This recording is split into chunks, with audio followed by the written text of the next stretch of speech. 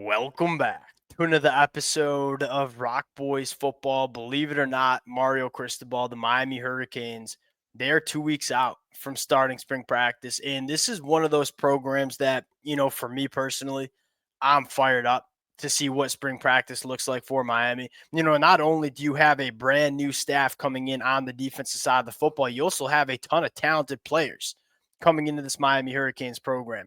Transfer portal additions and true freshmen coming in, there's going to be a lot of position battles that we see take place for Miami over the next couple of weeks. I want to kind of dive into some of the position battles that we are going to see, and at times call our shot in terms of, hey, who's going to win these position battles and emerge as real difference makers for the Miami Hurricanes going into 2025. Fired up to get into this conversation. Going to be really fun talking about this program the next couple of weeks. Before we do, and as always, the Miami Hurricane fans, number one, let it fly in the comment section. Position battles you're most excited for. Call your shot in the comment section too, in terms of, hey, who do you think wins some of these position battles? Appreciate you guys rocking with it. If y'all do enjoy the content, consider subscribing to the channel. Without further ado, let's get into it. And on the offensive side of the football, I think there's one headlining storyline, and that is there going to be enough around Carson Beck from a pass catcher standpoint in 2025? I know within the Miami Hurricane fan base, there's a lot of discussion between this. Hey, does Miami need to address this position in the transfer portal? The the reason I think it's such a big storyline is, look, I know Carson Beck will not be that active in spring, nursing that injury. I'm completely comfortable with Carson Beck being very good for Miami in 2025. We've seen a long sample size the last 2 years in the SEC of Carson Beck playing some pretty good football. And I love the fit. I've been very vocal about that, right? Carson Beck is at his best when he has a good run game and can work off play action. Yet Miami, with two really good running backs and an offensive line that's one of the better units in the ACC and in the country, Miami's going to be able to run the football at a high level. The big conversation here is, does Miami have enough in the pass catcher department to maximize Carson Beck? We're going to find out. Now, I'm kind of a big fan of Mario Cristobal saying, hey, we're going to let our young wide receivers that we've recruited out of the high school ranks getting opportunity in spring ball to show what they can do. If Miami wants to go address this wide receiver position in the spring portal window, I very confident they will be able to do so. We've had this conversation where I think Miami tried to in the winter transfer portal window, but because you had the question mark at quarterback before Carson Beck committed to Miami, I think it was hard to get wide receivers to come into the program when it's, hey, you either have a quarterback in Luke Nickel, who's going to be a true freshman, or Emory Williams, who you probably had some question marks about after that bowl game against Iowa State. All of a sudden in the spring, I think your wide receivers are going to be looking at this program and saying, yeah, this could be a spot for me to be really productive. Now, getting into the wide receiver room position battle, there's going to be a ton of competition. If I were to pencil in, if the season was going to start tomorrow, who would be your starting wide receivers? I think you feel really good about two: CJ Daniels and JoJo Trader. Keep an eye on Carr and Chance Robinson. JoJo Trader gets a lot of the media buzz, and rightfully so, because he's extremely talented, and I think he's also the fan favorite for this Miami Hurricanes program. Carr and Chance Robinson were two blue chip wide receivers coming out of high school too in that class. They don't get as much buzz because of JoJo Trader. Both two guys that can play and certainly could be difference makers for Miami in 2025. The other position I'm looking, or the other player I should say, is Joshua Moore, who is extremely talented. Is that 6'4", 200+ pound wide receiver that can play on the boundary, that is elite with the football in the air. He's a little bit raw, so I think it's like, what does the development look like in spring practice? He could be a guy that I don't know starts for Miami in 2025, but a guy that it's like, hey, we got to figure out a way to get him on the football field at points because he's too talented not to. The biggest position battle for me is Malachi Tony Ray Joseph probably completing for that slot wide receiver spot. It's big for a couple of different reasons. One, you have to replace Xavier Restrepo, who probably was the most consistent football player for this program over the last couple of years. But just as importantly, who is Carson Beck's favorite wide receiver to target. It's the slot wide receiver. Go back to the Georgia film. He loved working the middle of the field, loves working the slot wide receivers. If you want to maximize Carson Beck, you want a wide receiver that really emerges at that slot position. Ray Joseph going into year 3. Malachi Toney as a reclassified early enrollee, going to be a true freshman. I think Malachi Toney can win this. I'm a massive fan of what Malachi Toney can do as a slot wide receiver. He's got all the specs.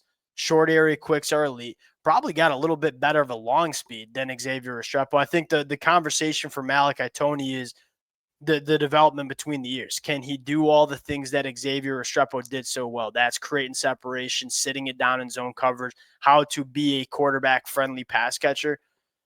If Malachi Toney can come along in that department, I think he could be a difference maker for Miami as a true freshman. Moving on to some other position battles, and again, we're going to see. I think it's kind of competition right down the ranks in terms of the pass catchers. And I wouldn't forget about Elijah Lofton, who I think could be one of the biggest difference makers in the pass catching department. Real quick at the quarterback spot, I think it's a unique opportunity for Luke Nickel to get a lot of work as a true freshman in spring practice. You know, a lot of times when you're an early enrollee freshman quarterback, you're sitting there at quarterback 4, quarterback 5, not getting a ton of work in spring practice because Miami's a little bit thin in the quarterback room, because Carson Beck's probably going to be missing a decent amount of spring practice. Luke Nickel's going to get a ton of work. It's important, one, who's going to be quarterback 2 for Miami going into 2025, but it's also who's going to be quarterback 1 for Miami in 2026, who I think is going to be Luke Nickel. I can't wait to see what we hear about Luke Nickel in spring practice, because he's going to get a lot of opportunity to show what he can do. The last at the running back spot, look, Mark Fletcher, Jordan Lyle, it's probably going to be a 50-50 split between those two. I think Jordan Lyle might offer a little bit of a higher ceiling because of how explosive he can be at the second level. Both of those running backs are going to get a lot of work, and I don't know if it matters all that much who's the quote unquote running back 1, because I think they're both going to get a lot of work. The last guy I'm looking at is Samson Okunlola, and I spelled his name wrong on the step chart. I'll fix that. Is he a guy that can work his way into the starting lineup? You know, I liked what we saw from Markel Bell left tackle. And Samson Okunlola is intriguing because he can play guard, he can play tackle. Does he figure out a way to get into that starting 5? He's a guy that I know we all know is talented enough to do so, has dealt with some injuries during his first 2 years. That's probably the guy in the offensive line that I'm looking at. As we sit right now, you're comfortable with your starting 5. Now you're just looking at, hey, what's the best version of this Miami Hurricanes offensive line? What does the five-piece puzzle look like? And I wouldn't be surprised if Samson Okunlola works his way into that conversation. Going to the defensive side of the football, when you start on the defensive line, we got a lot of names to talk about. To me, it's the second-year defensive lineman. So that's Justin Scott. That's Armando Blunt. That's Artavius Jones. That's Marquise Lightfoot. That's Booker Pickett. You know, I look at Marquise Lightfoot. I look at Booker Pickett, Armando Blunt, Justin Scott. If you're talking about the best version of this Miami Hurricanes defense, it's with some development from some of these guys. You know, I think all of them will be ready to play going into 2025? No, probably not, especially guys like Lightfoot and Booker Pickett, who we knew need some development before they'll be ready. Are one of them ready? Because if one of them is, the ceiling for both of those at that edge rusher position is elite. I think Hayden Lowe, as a 5-star freshman coming in, is certainly a guy that he's more ready than a guy like Marquise Lightfoot. You know, Marquise Lightfoot, Hayden Lowe, both were 5-star prospects coming out of high school. Marquise Lightfoot was a developmental prospect, a guy that has a ultra high ceiling once he's ready to go. Hayden Lowe is probably more ready to go right now. That's the story for me. It's a big year. It's a big offseason for Jason Taylor with these young defensive linemen. And Justin Scott's probably the most important, because you look at the depth on the inside and say you feel like you need Justin Scott to be ready to really impact this defense going into 2025. Linebacker position, it's young. I mean, it's Wesley Bissaint's a lock to start, in my opinion. Actually, Wesley Bissaint, second on the team in tackles last year, only missed 10% of his tackles. I think you feel really good about Wesley Bissaint. Then the question is, who's the other linebacker? And you got 4 names that you're kind of monitoring: Bobby Pruitt, Popo, Adarius Hayes. I would throw Kellen Wiley into that conversation as well. Who wins it? I don't even know if I'm a Bobby Pruitt guy. I loved him coming out of high school. It could be any of those four. And that's going to be a really interesting conversation. Probably one of the most competitive position battles that you see. I wouldn't be surprised if any of those four kind of win it and start for Miami in 2025. But you're looking for one of them to kind of step up. The thing that excites me the most is four guys that are really talented and four guys that offer some more athleticism than Miami had last year with Maui Noah. You know, Maui Noah, a tackle machine, played really well in 2023. You could tell the athleticism just wasn't where it needed to be in the 2024 year. Whoever wins this job, you're going to be more athletic at the off-ball linebacker position. Probably the most intriguing room to monitor here is the secondary, where it's completely flipped on its head. It's going to be a brand new unit. And the conversation for me, especially with a guy like Will Harris coming in and Zach Etheridge, is, hey, how can we get all these guys in the football field at the same time? If I were to predict my starting boundary cornerbacks, it'd be OJ Frederick and Xavier Lucas. You feel like one of these cornerbacks is going to move to nickel because you want to get in. And I don't know if we've seen enough from Damari Brown yet to make me think he's a starter. And so you want to add some competition into nickel. Charles Brantley, to me, makes the most sense. He probably not a prototypical boundary cornerback. He played boundary cornerback for Michigan State. I could see him being a better player at nickel. And do you move any of them to safety too?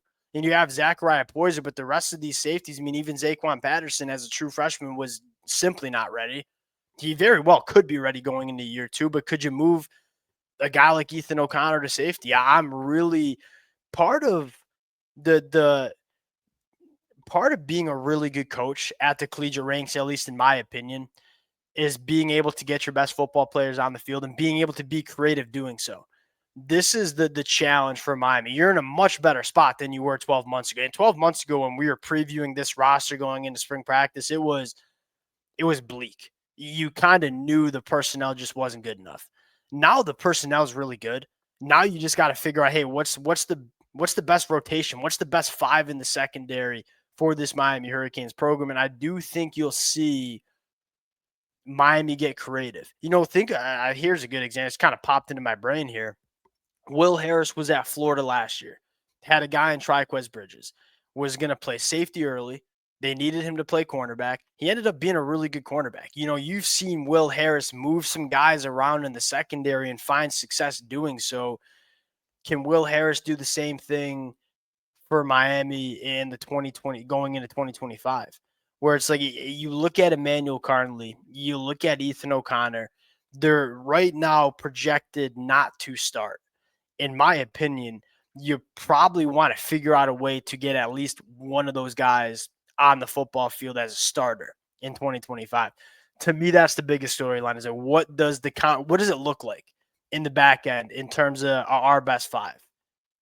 A lot of really intriguing storylines. We're going to continue to talk about it as spring practice rolls through. Appreciate you guys. If y'all do enjoy the content, consider subscribing to the channel, and we'll talk to y'all later. Peace.